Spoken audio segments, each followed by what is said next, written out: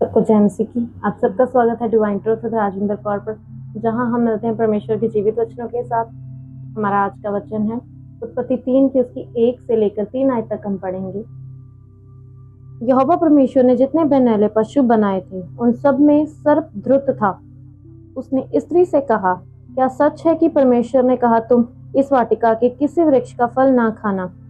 स्त्री ने सर्प से कहा, इस वाटिका के वृक्षों के हम फल खा सकते हैं, पर जो वृक्ष वाटिका के बीच में है उसके फल के विषय में परमेश्वर ने कहा है कि ना तो तुम उसका फल खाना और ना उसको छूना, नहीं तो तुम मर जाओगे।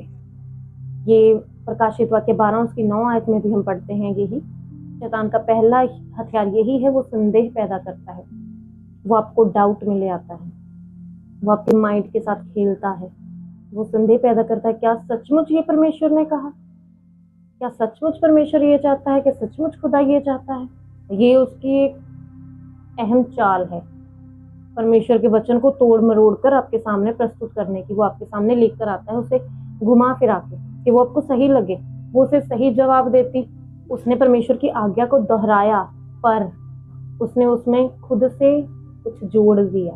हवा ने कहा उसे छूना भी नहीं, उसने ये जोड़ दिया, जबकि परमेश्वर ने सिर्फ फल खाने को मना किया था। हमने पढ़ा है उत्पत्ति 2 की 17 आयत में कि परमेश्वर ने कहा था उसे खाना नहीं है, परमेश्वर ने उसे छूने से मना नहीं किया, लेकिन हवा ने अपने पास से ये लाइन जोड़ दी।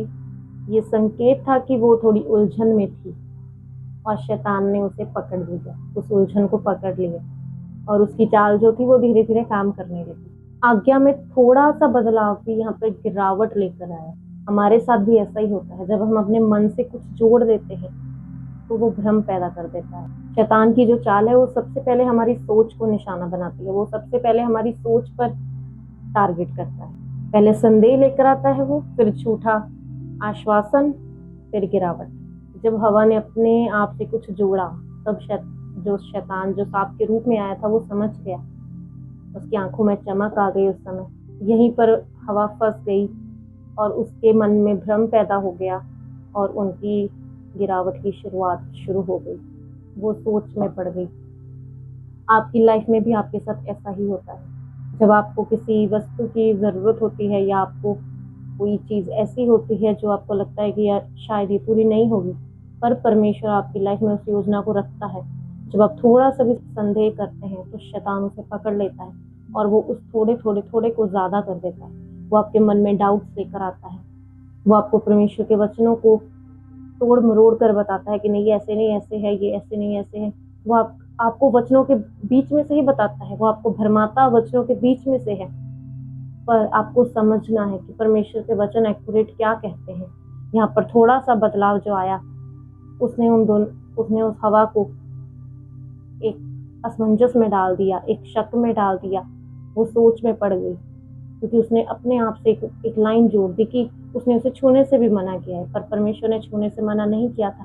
परमेश्वर ने कहा था तुम उसका फल नहीं खाओगे। उसने उन्हें ये आज्ञा दी थी। परमेश्वर आपको जो आज्ञा देता है, जो कहता है एक्यूरेट वो करें, अपने आप से कुछ मत जोड़े।